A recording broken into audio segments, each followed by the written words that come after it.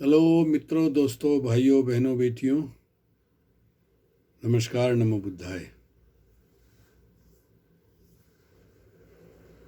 मैं अक्सर बताता हूँ कि मानव जीवन का अंतिम लक्ष्य क्या है। आध्यात्मिक में तो मानव जीवन का अंतिम लक्ष्य है जीते जी निर्वाण रूपी सुख प्राप्त करना। उसके लिए है विपश्यना ध्यान साधना सीख करके उसका अभ्यास करें। उसके बाद दूसरा लक्ष्य है कि हम जब तक जिएं स्वस्थ सुखी रह करके लंबी उम्र तक जिए। तो लंबी उम्र का और स्वस्थ रहने का राज मैं आज का आपको बताना चाहता हूँ। मेरा नाम सत्यपाल बौद्ध है। मैं इस समय साउथ अमेरिका के देश बोलिविया में हूँ। नेचुरोपैथी का डॉक्टर हूँ और 75 साल उम्र है मेरी। अभी तक स्वस्थ हूँ। तो बताना चाहता हूँ मैं आपको अपने अनुभव के आधार पर कि किस तरह से मैं अभी तक स्वस्थ हूँ। साथियों, पहली बार अब से कोई 8-10 साल पहले भारत के एक डॉक्टर ने हौसला और हिम्मत दिखाया कि एक सच्ची बात पेश कर दी, क्योंकि उसके ऊपर जो बीती वो बाध्य हो गया बताने के लिए। उसने सोचा, जब मैं एक डॉक्टर हूँ, मेरा डॉक्टर होते हुए ये हालत है, तो बाकी लोग किस तरह कितने दुखी और कितने परेशान होंगे। उसके साथ क्या क्या बीती वो मैं आपको बताना चाहता हूँ। महाराष्ट्र के एक डॉक्टर, उनका नाम हीरेन पटेल। महाराष्ट्र के ये डॉक्टर हीरेन पटेल ने अपनी कहानी बताई, अपने बारे में बताया क्या हुआ उनके साथ। देखिए साथियों, मुझे अब से कोई 8 साल पहले, वैसे तो मैंने यहाँ नेचुरोपैथी की पढ़ाई करी बोलिविया में। सीखने की तो कोई उम्र नहीं होती, जिंदगी चली जाती है तब भी हम पूरी बातें, पूरी जानकारी हमें नहीं हो पाती। तो मेरा प्रयास रहा, मैं हमेशा सीखता रहा। मैं बताना चाह रहा हूँ आपको कि डॉक्टर हीरेन पटेल। साथियों, इस वीडियो को शुरू से आखिर तक देखिए। वीडियो लंबी होगी, लेकिन अगर आपने ये सुनी देखी तो आपको कुछ समझ आएगी। आप सीख सकेंगे कि कैसे हम लंबी उम्र जिए और जब तक जिए स्वस्थ रहते हुए जिए। तो मैं बता रहा था डॉक्टर हीरेन पटेल की वाटर थेरेपी के बारे में। साथियों, मेरी ये वीडियो आपके जीवन में उपयोगी होगी। अगर इसे समझ लिया तो आप अपनी बीमारियों के कारण को आसानी से जान पाएंगे। साथियों, कुछ भी हो, हर समस्या का कारण होता है। कारण यदि कारण समझ में आ जाए तो उसका निवारण जल्दी हो सकता है। तो बीमारियों के कारणों को आसानी से जान पाएंगे और लंबी उम्र और स्वस्थ रह करके जी पाएंगे। आइए बताते हैं। सन 2007 में डॉक्टर हीरेन पटेल को 24 घंटे हमेशा थोड़ा थोड़ा बुखार रहता था। जो कि थर्मामीटर में नहीं आता था, लेकिन इससे उनका वजन कम होना शुरू हो गया।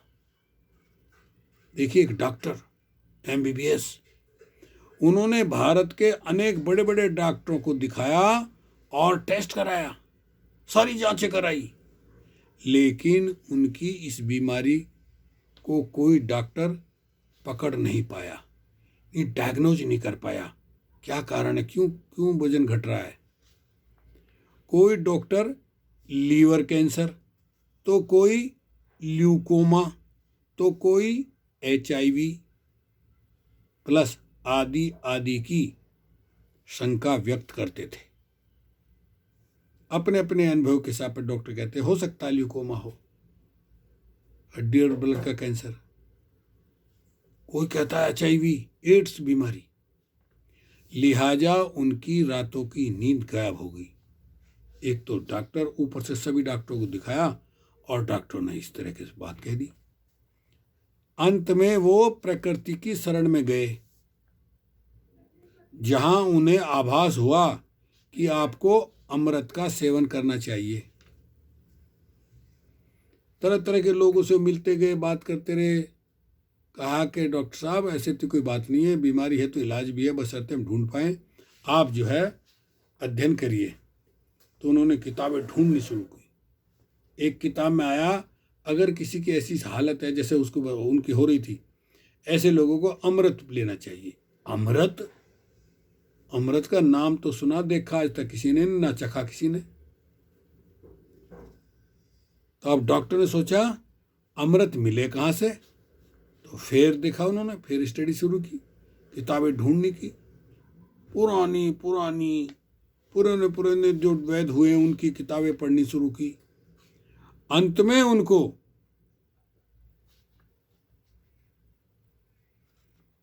अनेक वैदिक ग्रंथों को पढ़ा तो पाया, अमृत का तात्पर्य मतलब समझ में आया, अमृत क्या है ये समझ में आ गया।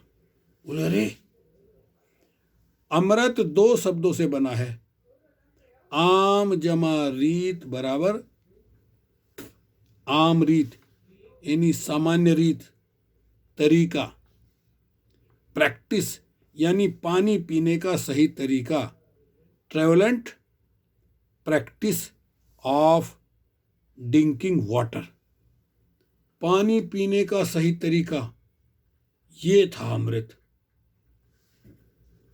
अब भारत में एक कमी है कि हमारे ऋषियों ने जिन तरीकों को प्रमाणित करके सिद्ध कर रखा है, भारत में उस पर खोज नहीं करते, जबकि विदेशों में हर दवाइयों पर डॉक्यूमेंटेशन है। तो इस कारण शब्द का मूल अर्थ विलुप्त हो जाता है। यदि शरीर को समझना है तो ब्रह्मांड को, यूनिवर्स को समझना होगा, समझना जरूरी है। पृथ्वी पर 73% जल है पृथ्वी पर, उसी प्रकार हमारे शरीर में भी 73% जल है।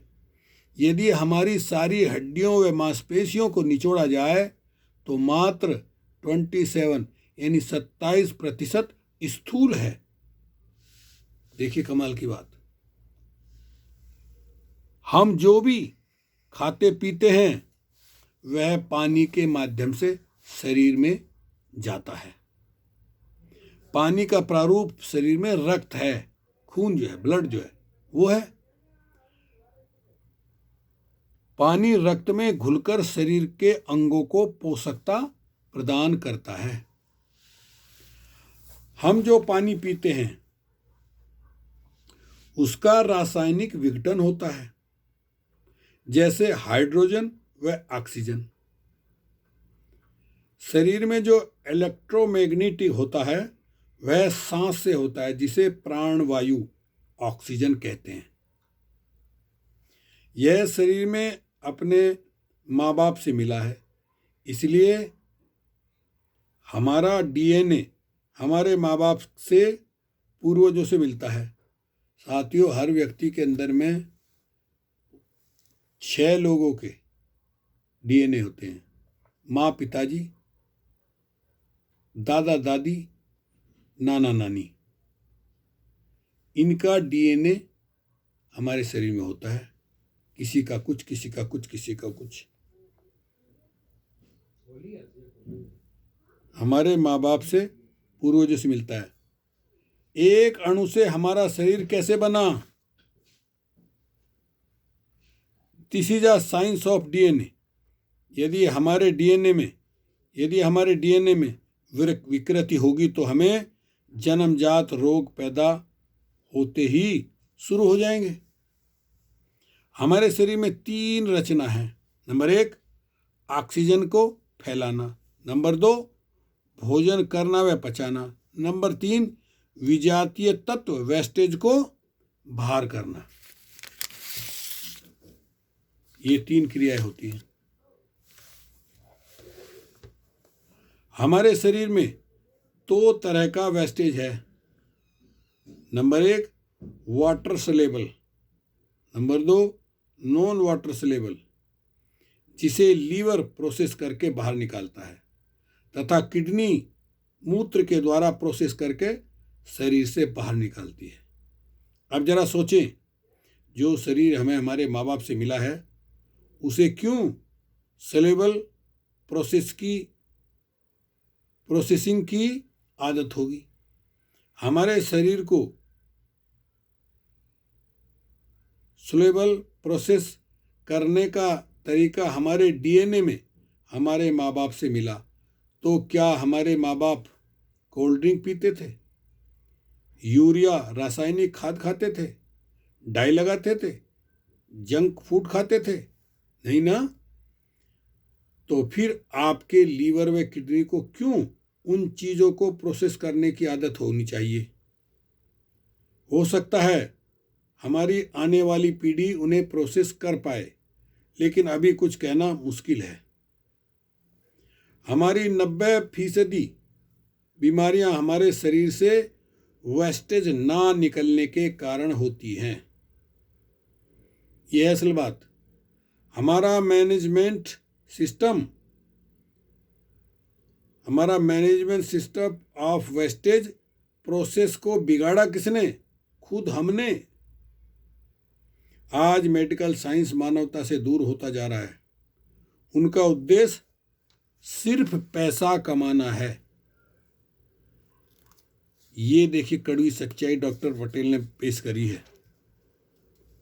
जिस चीज की कीमत 1000 रुपये, यह फार्मास्यूटिकल कंपनियां उसे अस्पताल में 20,000 में बेचती हैं, और वह अस्पताल उसी सामान को 1.5 से 2 लाख रुपए में आपसे वसूलते हैं।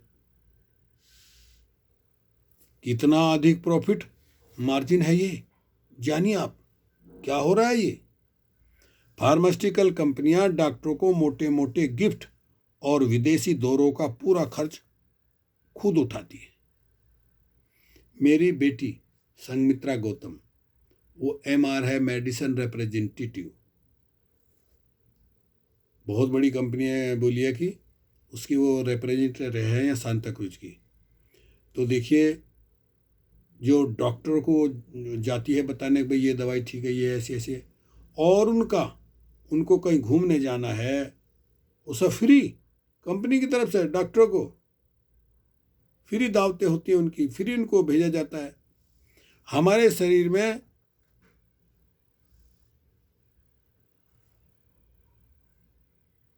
फार्मास्यूटिकल कंपनियां डॉक्टरों के मोटे मोटे गिफ्ट और विदेशी दौरों का पूरा खर्च खुद उठाती है। हमारे शरीर में 73% पानी है, और सारे ऑर्गन्स पानी में तैरते स्पॉन्ज जैसे हैं। यदि स्पॉन्ज से पानी निकालने तो वह सूख जाएगा और निष्क्रिय हो जाएगा और काम करना बंद कर देगा। हमारे शरीर में जब भी पानी की कमी होती है तो शरीर सबसे पहले ब्रेन व हार्ट को बचाने का प्रयास करता है। देखिए, ये मैं आपको ऐसी बातें बता रहा हूँ कि आपको समझ में आनी चाहिए। ब्रेन व हार्ट को बचाने का प्रयास करता है। शरीर ब्रेन व हार्ट को पानी की कमी नहीं होने देगा। उसके लिए वह दूसरे अंगों से पानी को अवशोषित करके ब्रेन व हार्ट को देगा। अब मान लीजिए आपके शरीर में पानी की कमी हो गई है, क्योंकि लोग पानी तो पीते नहीं।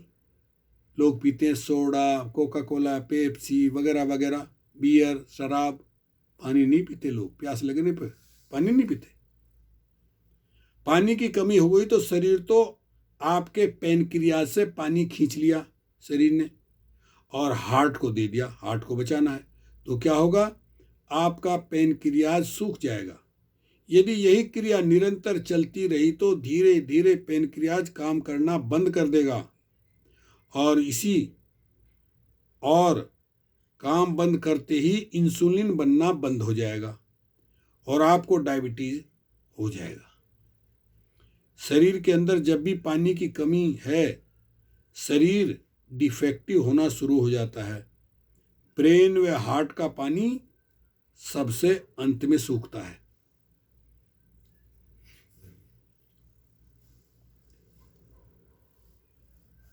शरीर में जब पानी की कमी हो जाती है तो शरीर का वेस्टेज नहीं निकलता और वह धीरे धीरे शरीर में जमा होने लगता है। वेस्टेज, टॉक्सिन, जहर जो हम खाते हैं उससे बहुत सारे ऐसे टॉक्सिन बनते हैं, शरीर में जमा होने लगता है। फिर वो क्या रूप लेता है? अल्सर का रूप लेता है। अल्सर क्या होता है? अंदर पेट में कहीं भी हमारा यकृत जो है पेट की दीवार पे, आंतों में कहीं भी एक जख्म बन जाएगा, उसको बोलते हैं अल्सर। अल्सर का रूप ले लेता है, यानी ट्यूमर बन जाता है और वही फिर ट्यूमर बढ़ करके कैंसर का मूल, वही कैंसर बनता है। कैंसर का मूल शरीर से वेस्टेज का ना निकलना है। आज दिन पर दिन आप देख रहे हैं कैंसर की तादाद, कैंसर पहले तो कभी किसी को होता था, हमने तो 15 साल हम गांव में रहे, हमने कभी नहीं सुना किसी कोई आदमी कैंसर से मरा हो, किसी को कैंसर हुआ हो। शहर में आके पता चला कैंसर की बीमारी क्या है, कैसे लोग मरते हैं। अब तो 30, 40, 50 साल की उम्र में कैंसर होने लगा है। आप सभी जानते हैं भारत में पैसे वाले अमीर लोग, ऋषि कपूर, राज कपूर का बेटा, उसको कैंसर हुआ। एक वो और दूसरा था एक्टर इरफान, उसको हुआ। अमेरिका इंग्लैंड में इन्होंने इलाज कराया लेकिन कुछ नहीं हुआ। कैंसर 3 स्टेज में, पहली स्टेज में अगर पता चल जाता है तो डॉक्टर कुछ कंट्रोल कर लेते हैं कीमियोथेरेपी के द्वारा। तो वरना अभी तक दुनिया में कैंसर और एड्स ये 2 लाइलाज बीमारी रहती हैं। अब उदाहरण देते हैं आपको। डॉक्टर फरीदुल बेटमिन गिलीज एक इजरायली वैज्ञानिक थे जिन्हें नोबेल पुरस्कार के लिए चुना गया था, लेकिन इन फार्मास्यूटिकल कंपनियों ने षड्यंत्र रच करके उन्हें रोक दिया। स्पष्टवादी विचारधारा होने के कारण एक बार उन्होंने कुछ बोल दिया होगा तो इजराइल की सरकार ने उन्हें जेल में डाल दिया, जहां उन्होंने 3000 मरीजों को 3 साल में ठीक किया और वहां पर वाटर थेरेपी के ऊपर एक किताब लिखी, योर बॉडी मैनी क्राइसिस। यह दुनिया की अनेक देशों में प्रतिबंधित है, भारत में भी प्रतिबंधित है। यदि आपके कोई रिश्तेदार विदेश में रहते हैं तो आप उनसे ये किताब मंगवाकर पढ़िए, enazos.com। उन्होंने अनेक बीमारियों को एनालाइज करके लिखा है। साथियों, हमारे शरीर में 90% बीमारियां पानी की कमी के कारण होती हैं। शरीर के सारे विजातीय तत्व पानी पीने से निकल जाते हैं, मगर लिमिट से ज़्यादा पानी पीने से भी शरीर में सूजन होता है। कोई सोचे पानी तो पानी पिए जाए ना, लिमिट से ज़्यादा तो वो भी नहीं पीना, उसके लिए बताएंगे आपको। तो आइए कुछ बीमारियों के द्वारा आपको वाटर थेरेपी के विषय में समझाने का प्रयास करते हैं। प्रकृति ने शरीर से वेस्टेज निकालने के लिए मल, मूत्र, पसीना, स्वेद, छींक, पाद, गैस आदि प्रारूप दिए हैं। हम जो रोजाना खाते हैं, पीते हैं, कुछ ना कुछ, उससे अंदर में जो विजातीय बनते हैं, टॉक्सिन बनते हैं, जहर बनते हैं, उनको निकालने के तरीके ये किस किस तरह से निकलते हैं। वो मल, मूत्र, पसीना, स्वेद, छींक, पाद, गैस आदि प्रारूप दिए हैं वेस्टेज निकलने के लिए। तो अब एक बीमारी का उदाहरण देते हैं। अभी बताया हमने डायबिटीज क्यों होती है, क्योंकि पानक्रिया सूख जाता है पानी की कमी से, वो इंसुलिन बनाना बंद कर देता है तो डायबिटीज हो जाती है। ऐसे ही अस्थमा में आदमी सांस नहीं ले पाता है, बड़ी भयानक बीमारी है।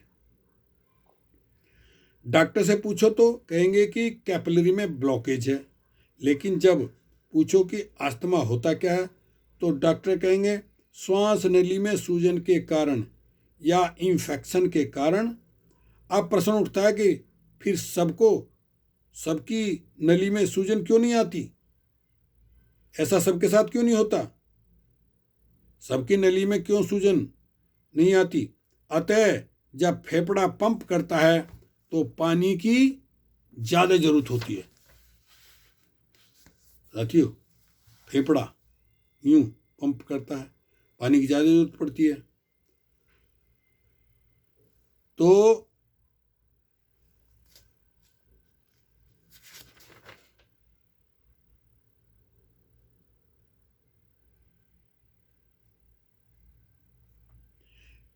लेकिन शरीर में पानी की कमी, तब शरीर फेफड़े का यानी पानी खींचकर हार्ट व ब्रेन को बचाएंगे। उस समय फेफड़ों में पानी की कमी के कारण कैपिलरी में स्टामिन बनेगा, अर्थात सूजन होगी। स्टामिन मनुष्य का दुश्मन नहीं है, शरीर स्टामिन बनाती है। तो उसका कारण है, मान लीजिए शरीर में पानी की कमी हो गई तो फेफड़ा सारा पानी खींच लेगा, तो उस स्थिति में हार्ट व ब्रेन को पानी नहीं मिलेगा, लिहाजा हार्ट व ब्रेन खराब हो जाएगा। और शरीर जानता है, शरीर को तो हार्ट और ब्रेन को बचाना है। साथियों, 1% दवाइयां स्टामिन मैनेजमेंट सिस्टम की हैं। जब डॉक्टर स्प्रे व नोजल ड्रॉप देते हैं अस्थमा वाले को, तो जरा सोचिए वह क्या करता है। वह फोर्सफुली स्टामिन के ब्लॉकेज को खोलने का काम करेगा। अब ऐसी स्थिति में जब शरीर में पानी की कमी है तो फेफड़ा और सूख जाएगा, अतः आपकी दवाओं का डोज बढ़ा दिया जाएगा और एक समय बाद डॉक्टर कहेगा आपको दवाइयाँ असर नहीं कर रही है, लिहाजा आपको आर्टिफिशियल कैपिलरी सर्जरी के द्वारा लगवानी पड़ेगी। देखिए, यह समस्या फिर आएगी, तब डॉक्टर कहेगा इन्हें घर ले जाइए, अब इन्हें दुआओं की जरूरत है। यानी हम अपने पैरों पर खुद कुल्हाड़ी मार रहे हैं। ब्लड प्रेशर, मेरे ख्याल से 80% लोग ब्लड प्रेशर की बीमारी से ग्रसित हैं। किसी का लोअर, किसी का हाई, किसी का लोअर, किसी का हाई। ब्लड प्रेशर, एक व्यक्ति जब तक मरता है तब तक वह 2.5 लाख रुपए की ब्लड प्रेशर की दवाइयाँ खा लेता है। एक बार आपको ब्लड प्रेशर की बीमारी होगी, डॉक्टर ने चेक किया, दवाई देनी शुरू की और कहा अब आपको जिंदगी भर ये 1 गोली खानी पड़ेगी, 1 या 2 गोली नियम बना देता है। याद रखें, जो दवाई आपको पूरी जिंदगी लेनी पड़े वह दवाई नहीं बल्कि आपके भोजन का हिस्सा है। जैसे जिंदा रहने के लिए रोज भोजन खाते हैं, उसी तरह से वो एक दवाई रोज खानी पड़े लगी, आपके भोजन का हिस्सा हो गया हो। तो ब्लड प्रेशर का मुख्य कारण हाइपरटेंशन है। हाइपरटेंशन यानी माने आपका दिमाग हमेशा गर्म रहेगा, हाइपरटेंशन, दिमाग आपका हमेशा गर्म रहेगा। वह इलेक्ट्रोमैग्नेटिक वेव निकालता है, तो ब्रेन में सेंसन चक चक चक करता रहता है। यदि इलेक्ट्रोमैग्नेटिक वेव बढ़ जाता है तो दिमाग गर्म हो जाएगा, तब उसे पानी की ज़्यादा जरूरत पड़ेगी। ऐसी स्थिति में शरीर को तो ब्रेन को बचाना है, इस कारण शरीर तेजी से ब्रेन को पानी पहुंचाने की कोशिश करेगा, और वहीं स्पीड बढ़ते ही हाई ब्लड प्रेशर शुरू हो जाएगा। यदि दिमाग ठंडा होगा तो उसे पानी की जरूरत नहीं होगी, यदि दिमाग को पानी की जरूरत नहीं होगी तो ब्लड प्रेशर नहीं बढ़ेगा। मैंने बताया ना, बीमारी है तो कारण है, कारण है तो उसका इलाज भी है, समाधान भी है, बशर्ते हम ढूंढ पाएं। तो साथियों, ब्लड प्रेशर के रोगी एक इलाज है बिन पैसे का। नहाने के पहले 150 ml पानी पिएं, भोजन के पहले व भोजन के बाद पेशाब करें। एक तो एक ब्लड प्रेशर के रोगी नहाने के पहले 150 ml पानी पिएं तथा भोजन के पहले व भोजन के बाद पेशाब करें। इससे धीरे धीरे बीपी सामान्य हो जाएगा। अब इसमें पैसा तो कुछ नहीं लगता, केवल आपको याद रखना पड़ेगा और आदत बनानी पड़ेगी। आते हैं अब डायबिटीज़, शुगर। हमारे शरीर में एक अंग है पैनक्रियाज, जो इंसुलिन बनाता है, जो कि हमारे रक्त के अंदर मौजूद ब्लड शुगर को यूज करता है।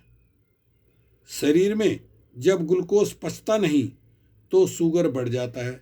ग्लूकोज इंसुलिन न बनने के कारण पचता नहीं, और इंसुलिन जब शरीर में पानी की कमी हो जाती है तो शरीर पैनक्रियाज से पानी खींचकर हार्ट व ब्रेन को बचाता है। ऐसा बार बार होने पर पैनक्रियाज निष्क्रिय हो जाता है और इंसुलिन नहीं बनाता। लिहाजा ब्लड के अंदर शुगर की मात्रा बढ़ जाती है और व्यक्ति को शुगर हो जाता है। फिर व्यक्ति बाहर से इंसुलिन की गोली लेता है, इससे ब्लड शुगर अवशोषित होगा, तब फिर हमें पानी की जरूरत पड़ेगी और पानी हम पीते नहीं। शरीर में पानी की कमी के कारण पैनक्रिया में ये स्टामिन बनेगा। यदि सूजन आएगी फिर हम इंसुलिन की गोली से इंजेक्शन की तरफ जाएंगे। शुरुआत गोली से करते हैं और ख़त्म हाई डोज इंजेक्शन पर करते हैं। देखिए, कारण आपको समझ में आ रहा होगा। इस पानी की चिकित्सा में 3rd स्टेज कैंसर और पैरालिसिस भी ठीक हुआ है। यदि कोई पानी का नियम जान ले, इस बात का ध्यान रखे, बताएंगे हम आपको पानी कैसे कितना पिया जाए। आइए अब हम पानी पीने के तरीके की बात करते हैं। सुबह उठते ही 1.25 लीटर पानी पीजिए। 1.25 लीटर, मैं तो पीता हूँ 1 लीटर। देखिए, ये रहा, ये देखिए 1 लीटर। इसको मैं गुनगुने पानी से भर लेता हूँ सुबह को उठ करके, बैठ करके, और ये इतना बड़ा गिलास देखिए आप, ये गिलास, ये 3 गिलास, इसमें 3 गिलास पानी में 1 लीटर होता है। ये मैं पीता हूँ क्योंकि मुझे आदत हो गई। आप 1 गिलास से शुरू कर दीजिए। रोजाना सुबह को 1 गिलास में 250 ग्राम आता है। 1 हफ्ते तक 1 गिलास बढ़ाइए। दूसरे हफ्ते 2 गिलास, तीसरे हफ्ते 3 गिलास। कोशिश करिए कि 1 लीटर तक आप पहुंच जाएं। तो सुबह उठते ही 1.25 लीटर पानी पीजिए, क्योंकि हमारे आमाशय की कैपेसिटी 600 मिलीलीटर की है। यदि उसको ज़बरदस्ती फैलाया जाए तो लगभग 3 लीटर पानी आ सकता है हमारे पेट में। देखिए, अब आप 600 ml का दुगना कर दीजिए, यानी 1.25 लीटर बिना कुल्ला किए बैठकर पीजिए। कुल्ला भी नहीं मत करो, बिना कुल्ला किए बैठ करके पहले पानी पियो 1 लीटर।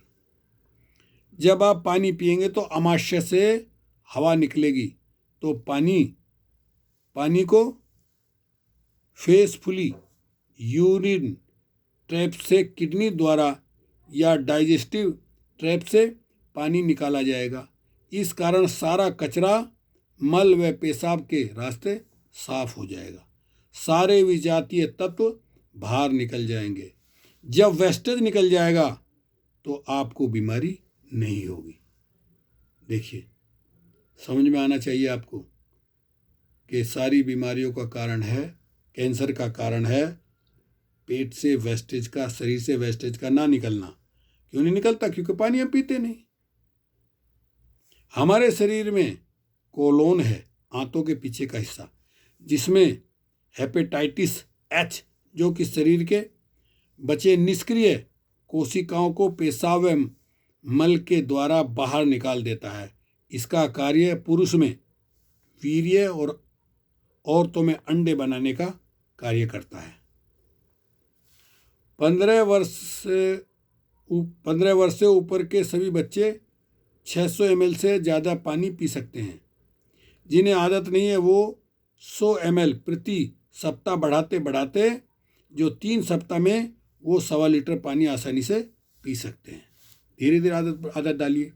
पानी पीने के 1 घंटे पहले व बाद में कुछ भी ना खाएं, ये नियम है, अन्यथा वह पाचन में जाएगा। जबकि आपने पानी पिया है वेस्टेज को निकालने के लिए।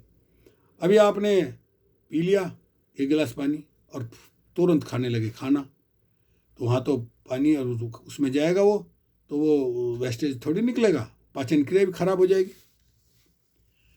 भोजन के 1 घंटे बाद ही जल का सेवन करें। याद रखें, इसमें पैसा कुछ नहीं लग रहा। खाना खाने के पहले, शुरू में और साथ में कभी पानी ना पिएं। 1 या 1.5 घंटे बाद। मैं तो 1-1.5 घंटे बाद पीता हूँ। जिन्हें गैस व एसिडिटी है वे भोजन के आधे घंटे पहले पानी पिएं। जो सोने से पहले 150 ml पानी पीकर सोते हैं उन्हें हार्ट व लकवा की शिकायत जल्दी नहीं होती है। ध्यान दें, मोटापा, कफ प्रवृत्ति, जोड़ों के दर्द, यूरोजेनिकल डिसीज जैसे लकवा, अल्जाइमर, पार्किंसंस वाले ही सुबह गर्म पानी पिएं। बाकी सारे लोग सामान्य पानी पी सकते हैं। सामान्य पानी पिएं। पानी ना पिएं। जिन्हें पानी पीने के बाद हाथ पैरों व चेहरे पर सूजन आ जाती है, नाक से पानी गिरता है, छींक आती है, चक्कर आते हैं, किडनी की समस्या हो, वो लोग सुबह का पानी ना पिएं। गर्भवती महिलाएं को 500 ml से कम पानी रूम टेम के बराबर पीना चाहिए। तो वैसे तो वीडियो मुझे अभी और लंबी हो जाएगी, अगली वीडियो में बताता हूँ मैं। ओके, शुक्रिया, धन्यवाद।